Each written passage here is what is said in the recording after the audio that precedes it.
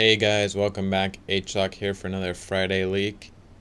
This week, I wouldn't really call it a full leak because if you looked at my previous video or somebody else's, we did see Loki or not Loki, sorry, Merlin for the first time.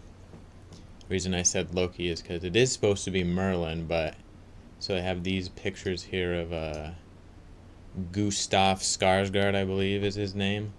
And I'm pretty sure these are all pictures of him as Floki in Vikings and not him as Merlin in that Netflix show. I didn't watch that, so technically speaking, this is not Merlin, I believe. I wonder if they're trying to throw us off there. Is that a trick? No, it's probably not. It's probably just they grabbed him from the wrong show. Anyways, so we're going to go over Merlin, or at least what we got for Merlin. So, the brief history, I believe, is, let's see if they actually say it up here. Through his ability to change his shape, he may appear as a wild man figure evoking that of his prototype.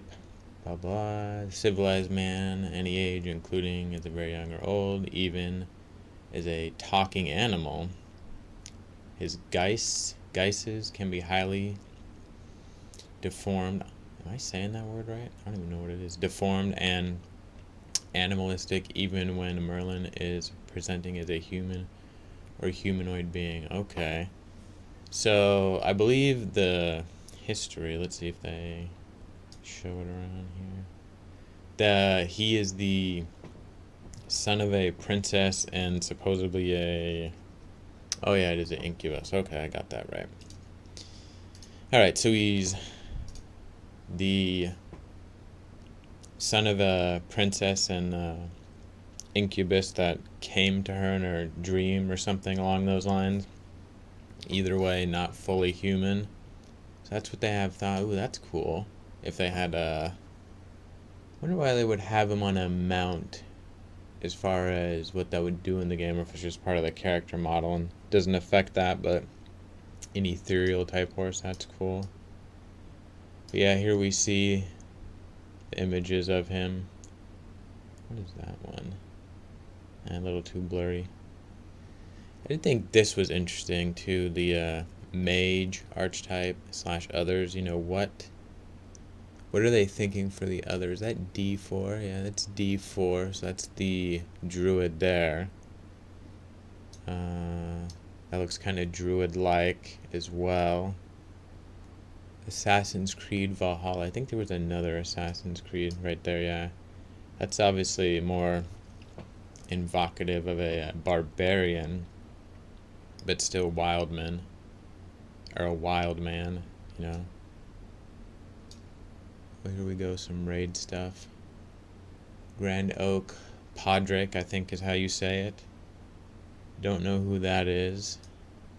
Can't read it. Obviously a dwarf of some kind, or dwarf. Not sure who that is. Looks almost like a Jedi. It's not, but it looks like that. Although I believe they did kind of base Obi-Wan on Merlin. I like that right there. I said in my other video, the model they showed, which we'll get to, kind of reminded me of Radagast from the Hobbit movies, and that's what this is. Making me think of this too also. Oh, the Phoenix? That would be cool. If he had a skill where a Phoenix came out. Okay. Oh, that's very holy though, right there. Instead of kind of wild man. Oh, there you go. I like that staff. So this is just, I wonder if this is their concept art or something they found they're basing him on. I'm not sure. Okay, so this is the one on the right is what we saw in the previous video, and I said I didn't really like his helmet, but his helmet is different here. Not by much, but a little. It was more broken off, more, what am I trying to say? Asymmetrical, there we go. What if we give him, I don't even know, heterochromia, so we can reflect in a way that he was the son of an incubus and a human woman. Heterochromia. Hold on, I gotta look that word up. Oh, when you have two different color eyes. Okay. So it doesn't have to do with the color. Maybe...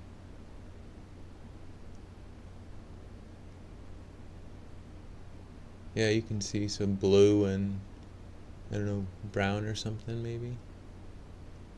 Yeah, you can see they're different color. So I wonder what the different colors would symbolize here. It looks relatively similar. Gauntlets are different from the hanging robes on this version. I don't know if this is still a tabard. If that's what you call it when it's hanging there in the middle. Got the scrolls and the lantern. Shoulder pieces are slightly different. Some feathers here instead of wood. Beard looks pretty similar. Huh, which one do you guys like? I kind of like this one. You know, dark arts as opposed to nature. So see, here's more like, let's go. Yeah, that's the one they showed in the other video. Okay. Or I showed in the other video as well as other people, but let's go back. See, I would be fine. This almost makes me think when you look at this, and we'll compare it with the other one. He's kind of battle hardened, like. Oh wait, no. I was thinking maybe there'd be a part there, but it's not. Interesting. So that's just how it's been. I was assuming like, oh, it's broken off here. But that's far too small. Or maybe it is still broken off. Maybe it regrows. Oh, there's the two different color eyes again. I personally like this better. Where it looks like at one point it was more symmetrical.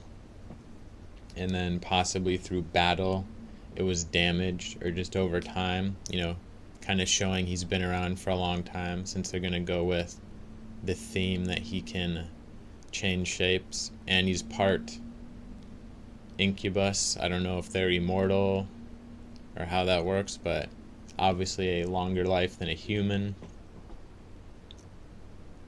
So yeah, I like this helmet better over this kind of asymmetrical one, because this looks like it was just designed that way, whereas this looks like originally it was symmetrical and he lost part of it. Same thing with his shoulders. You know, you got this little twig right here is missing. And then too, if you look at this other concept art, this is obviously if you went with this kind of coloring, that'd be almost like some type of corruption slowly consuming him, which is also kind of a cool thought. Looks like that sort on the robes too. Or maybe he's constantly fighting it while using his powers, trying to stay in balance. The staff, same one as the other day.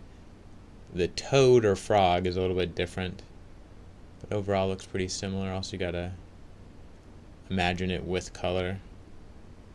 Huh, and then that kind of looks reflective. Or maybe that's a potion. Maybe that's what that's supposed to symbolize there. Some type of elixir. For what purpose, I don't know. Maybe to restore life to somebody, or maybe it powers the staff. The staff has power independent of Merlin himself. But yeah, I do like this look.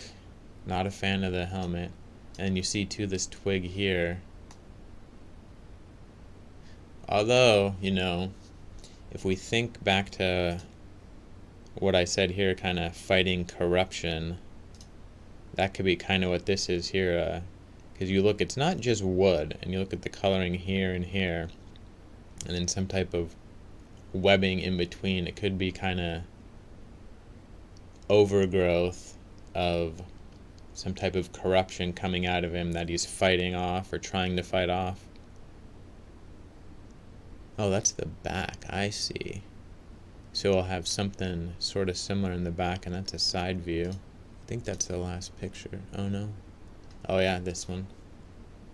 Oh, they don't have it. Oh, that's changed, too. So yeah, you got this version with the helmet. Same center part, helmet's different, so that's kind of the different iterations, I assume. And this is more finalized. I like that. Oh, you can see it kind of, okay, so it's not corruption, but some type of power he's maybe trying to keep in check, so not necessarily corruption, but just power overwhelming. I think this is the last one. That last one. Spellbook went over that showed that the other day as well. So, based on this, you gotta assume he's gonna be a pretty strong character. Definitely a legendary. How strong will he be? Who knows? It does seem like, too, if they're looking at this stuff, he might be stronger than just your standard type caster. You know, more of a lone wizard, so he might have some skills that you would think a typical wizard doesn't have from a more luxurious or cushy place in life. He's more solo. That's what these images here make me think of. And this one. So he's a bit more road hardened and battle hardened. He's been on his own, taking care of himself, has a few tricks up his sleeve. So probably going to be a pretty powerful character. Gotta assume he's a caster. I said the other day it might be a cool skill if this little toad jumped down and attacked, or got big and attacked, or jumped down and like spit poison. Oh, this is a crystal now. So that changed as well. Okay. As opposed to that mirrored or elixir type there. That kind of makes sense. You kind of think of that when you think of a staff. Think Lord of the Rings when is it in Lord of the Rings or The Hobbit? I don't remember. I always get them mixed up, but I believe Gandalf puts that stone in the end of his staff and it lights up. I don't remember which movie that was in, but if you've seen them, I'm sure you know what I'm talking about. So this is kind of a crystal powering the staff. Maybe this animal can't leave the staff. Maybe there's some type of parasitic relationship going on. Oh, and this, I didn't notice that. That's not really wood. That's like a wing. So maybe the staff is alive itself as well. Interesting. So yeah, pretty mostly just character model stuff today. Not too much to go on. I can't remember. Maybe I just speculated on skills and learned more, on the other ones more. But I certainly dig this. This might be my new favorite character.